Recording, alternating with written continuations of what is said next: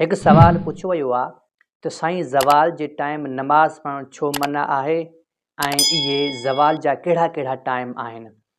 मुंहिंजा प्यारा दोस्तो, ज़वाल जा कुल 3 टाइम ने तुलूए आफ्ताब सिज निकिरण टाइम, निस्फ़ निहार बिल्कुलु ताक मंझंदि ऐं गुरूब आफ्ताब जंहिं टाइम सिज लहंदो आहे मग़रिब जो टाइम थींदो आहे उन टाइम। नबी पाक सल्लल्लाहु अलैहि वसल्लम जन फरमायो तव्हां ज़वाल जे टाइम नमाज़ न पढ़ंदा कयो, छो जो सिज जंहिं टाइम निकिरंदो आहे त शैतान जे सिंगनि सां गॾु तुरू थींदो आहे, यानी शैतान बि जीअं सिज निकिरंदो आहे शैतान बि ईअं पंहिंजा सिंग ॿाहिरि कढंदो आहे। आका अलैहिस्सलातु वस्सलाम इन 3 टाइमनि में तुलूए आफ्ताब, निस्फ़ निहार ऐं गुरूब आफ्ताब में नमाज़ पढ़णु मना कयो।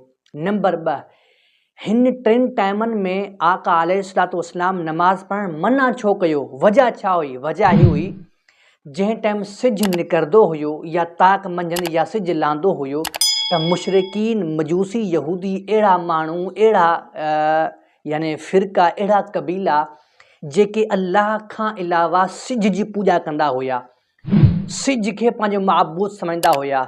जंहिं टाइम सिज निकिरंदो हुयो उहे सिज जे साम्हूं सजदा कंदा हुया ऐं सिज जंहिं टाइम बिल्कुलु ताक मंझंदि थींदी हुई त उहे सिज खे सजदो कंदा हुया ऐं सिज जंहिं टाइम लहंदो हुयो उन टाइम बि सिज खे सजदो कंदा हुया। इन करे नबी पाक अलैहिस्सलातु वस्सलाम मना कयो जो इन टाइम जंहिं टाइम मजूसी सिज जी पूॼा कंदा नी, सिज खे सजदो कंदा नी, तव्हां नमाज़ पढ़ंदा वे त पोइ मन तशब्बह बिक़ौमिन फहुव मिनहुम, तव्हांजी बि इन क़ौम सां तशबीह थी वेंदी।